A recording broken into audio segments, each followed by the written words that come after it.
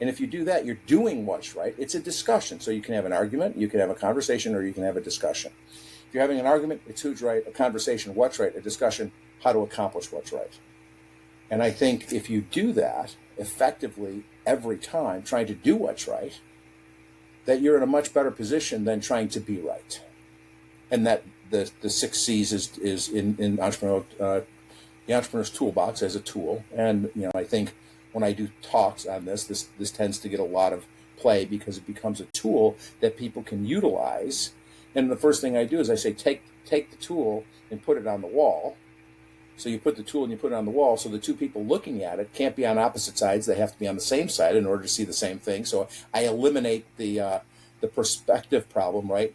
This is a 6. No, it's not. It's a 9. No, it's a 6. No, it's a 9, right? It's a quarter. That's a head. That's a tail. Anytime you're looking at it from an antagonistic viewpoint, you don't know what's on the other side. But if you're looking at it from the same side and you put it on the wall, then you're at least closer to looking at it, right? And if you realize that, well, let me tell you why I'm right, is competition.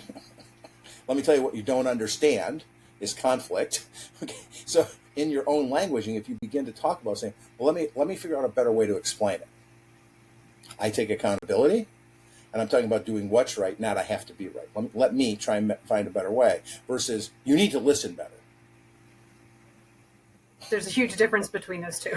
There's a huge difference between those two, right? So, and we talk a little bit about management versus other people in an organization, because managers have to allow people to help people, to encourage people, to demand from people to hit certain performance criteria.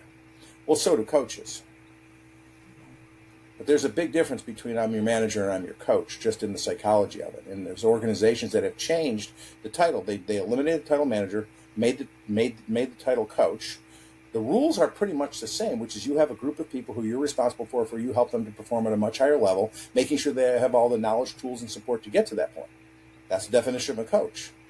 It's really the definition of a manager, too. The difference is one's from a power position above, and the other one's in a position of below. So what do you want to do? You want to help people grow, or do you want to pull people up? I mean, what you want to do is push. It's easier than pull, and you don't want to create those conflicts. So